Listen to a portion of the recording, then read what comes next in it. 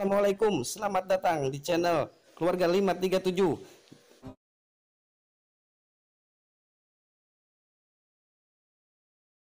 Bahwa judul Ihya Ulumuddin itu judul kritik. Kok itu tasawuf.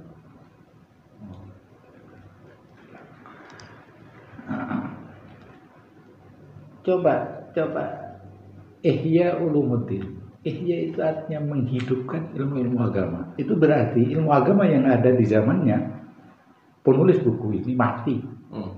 Maka perlu dihidupkan. Enggak kritik.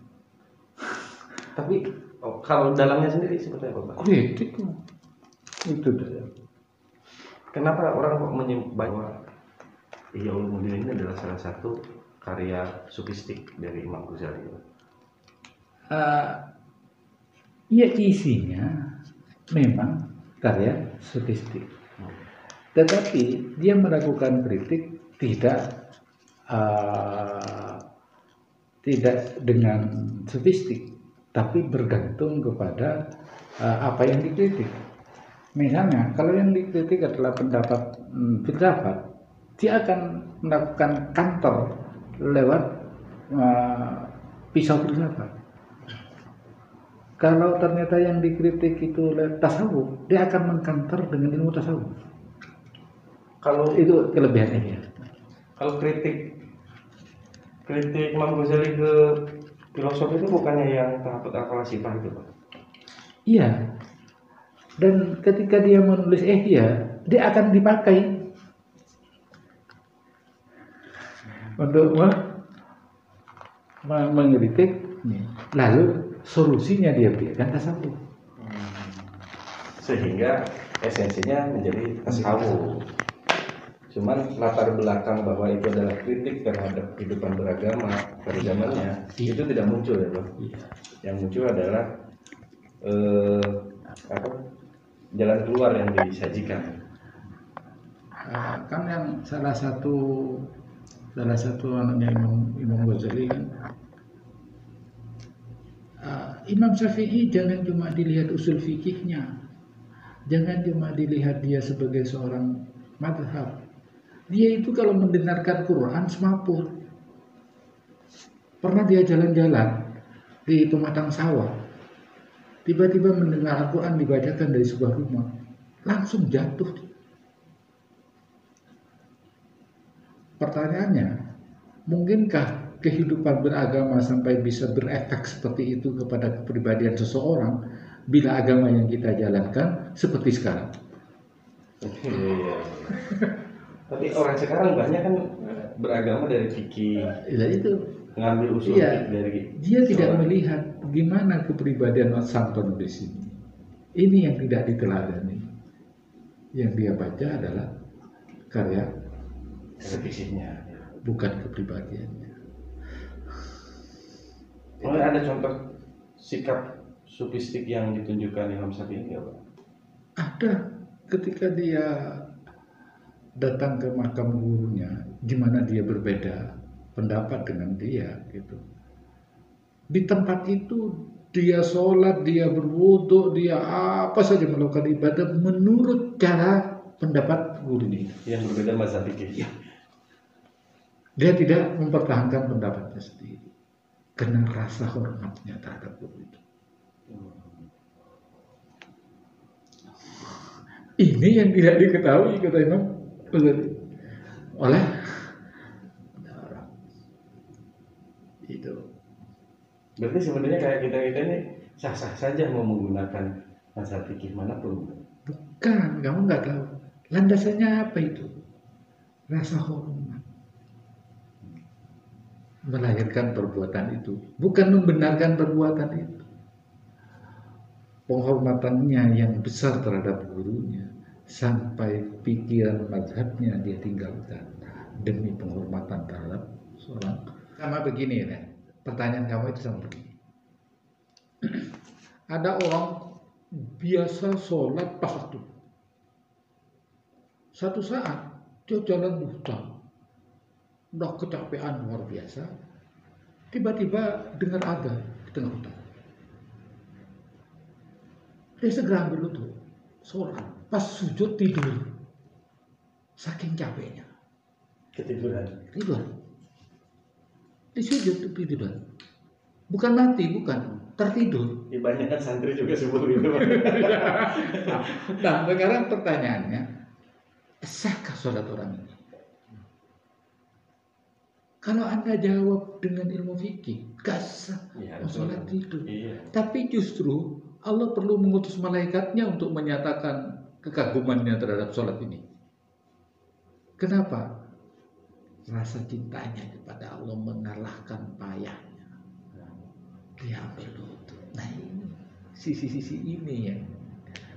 Bukan lagi perbuatannya. Bukan lagi rukun syarat. Berpikirnya orang beragama kan cuma memenuhi syarat rukun gitu. Memangnya agama ngajari orang baris berbaris? Enggak, ngajari inti. Seharusnya sih. Tapi tidak berarti bahwa tata cara berbaris harus dilampaui dalam situasi normal. Enggak. Dalam situasi normal kita pakai. Herman Hadid baca di IG-nya NU apa yang garis lucu apa NU Nusantara ya Pak? Puncak dari Muhammadiyah adalah NU dan puncak dari NU adalah Muhammadiyah. Jadi orang kalau sudah NU-nya sampai ke puncak dia akan menjadi seorang Muhammadiyah. Puncak dari seorang Muhammadiyah ketika sudah sampai puncaknya dia akan menjadi sangat NU. Iya, karena sebetulnya itu agama itu bisa dilewati dari itu manapun. Contoh, mungkin orang beragama akan menjadi lebih baik lewat pengamalan ibadah yang secara syar'i. Tapi karena tekun, rutin, dan terus akan mencapai. Tapi bisa saja kesadaran beragama lahir sangat tinggi dari kesadaran rasional. Begitu capek kesadaran rasionalnya, menyadari bahwa ini. Artinya, tidak ada satupun potensi kemanusiaan yang tidak bisa menghantarkan kita kepada Tuhan. Bapak, mau bukti tentang ini. Ada orang masuk Islam hanya karena Islam peduli pada kulit. Kebetulan dia dokter kulit. Ada orang masuk Islam hanya karena konsep ekonomi. Ada orang masuk Islam hanya karena melihat laut berbelah. Karena kebetulan dia ahli laut. Kayak begitu. Jadi semua potensi kemanusiaan kita itu sebetulnya bisa jadi lubang hidayah untuk menuju agama yang benar. Nah kalau Muhammadiyah NU kan persoalannya sebetulnya sama. Cuma kalau Muhammadiyah itu kultur yang diambil adalah kultur kota. Tapi semangat yang digelorakan kembali ke ajaran Islam yang murni. Kembali ke ajaran Islam yang murni. Dia sholat pakai celana, pakai jas, pakai dasi. Itu barat banget. Enggak Nabi Muhammad itu. Sebaliknya, orang itu bilang kembali ke Ahlus Sunnah wal Jamaah gitu. Tapi kultur yang diambil kultur pedesaan. Lalu ngaklaim dirinya paling kultural. Kalau sholat harus pakai sarung, harus pakai kopiah. Dia nggak sadar bahwa Nabi Muhammad nggak pernah pakai kayak itu waktu sholat gitu. Kalau itu mau menyebut Ahlus Sunnah, sama kultural sebetulnya dua-duanya. Cuma yang satu mengambil kultur desa, yang satu mengambil kultur perkotaan.